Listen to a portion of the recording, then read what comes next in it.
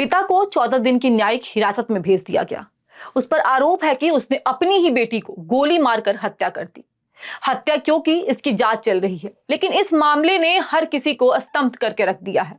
मामला हरियाणा के गुरुग्राम का है। आरोप राधिका के पिता दीपक यादव पर है। अभी तक इस मामले में कोई ठोस वजह सामने नहीं आई है कि आखिर आरोपी दीपक यादव ने राधिका की हत्या क्यों की। हालांकि जहां एक तरफ राधिका यादव हत्याकांड की जांच के बीच कई खुलासे हो रहे हैं, मामला संदिग्ध है। लोगों के बीच ये सवाल आम है कि आखिर एक पिता अपनी ही बेटी की हत्या कैसे कर सकता है, जबकि वो उसे बहुत मानता था। दरअसल राधिका एक टेनिस एकेडमी चलाती थी, घर चलाने में सहायता भी करती थी।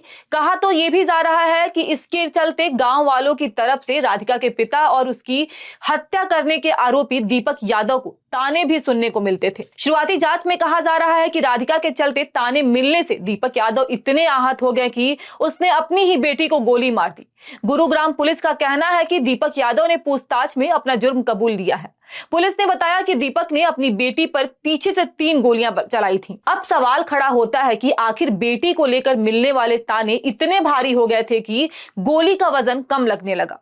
पुलिस ने बताया कि हत्या को लेकर आरोपी दीपक यादव ने बताया कि उसकी बेटी राष्ट्रीय चैंपियन थी, लेकिन कंधे में चोट लगने की वजह से उसने अपनी एकेडमी शुरू की।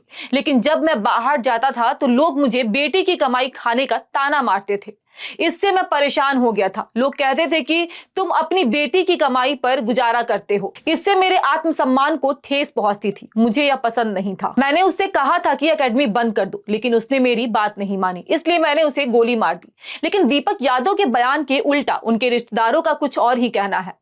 दरअसल जहां एक तरफ एकेडमी बंद करवाने की बात सामने आ रही है, तो वहीं रिश्तेदारों का कहना है कि यह बात पच नहीं रही कि दीपक ने राधिका को एकेडमी बंद करने को कहा होगा, क्योंकि वो अपनी बेटी को बहुत चाहता था। वो अपनी बेटी को टेनिस खेलने के लिए हमेशा समर्थन करता था। राधिका ने आईटीएफ के तहत 36 सिंगल्स और 7 डबल मैच खेले। राधिका ने अपना आखिरी मैच मार्च 2024 में खेला था। वहीं जून 2023 में उन्होंने आखिरी युगल मैच खेला था। इसके बाद कंधे में चोट के बाद उन्होंने गुरुग्राम में अपनी टेनिस एकेडमी शुरू की थी। कहा जा रहा है कि इसी एकेडमी को लेकर राधिका के परिवार में कलह शुरू हुई। लेकिन सवाल तब भी खड़े होते हैं कि अगर दीपक यादव को बंदिशें ही डालनी थी तो फिर अपनी बेटी राधिका को टेनिस खेलने के लिए घर से निकलने क्यों देते?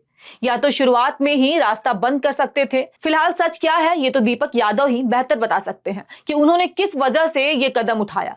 आखिर क्या परिस्थितियां रही उस समय। इस मामले में आपकी क्या राय है, हमें कमेंट सेक्शन में जरूर बताएं।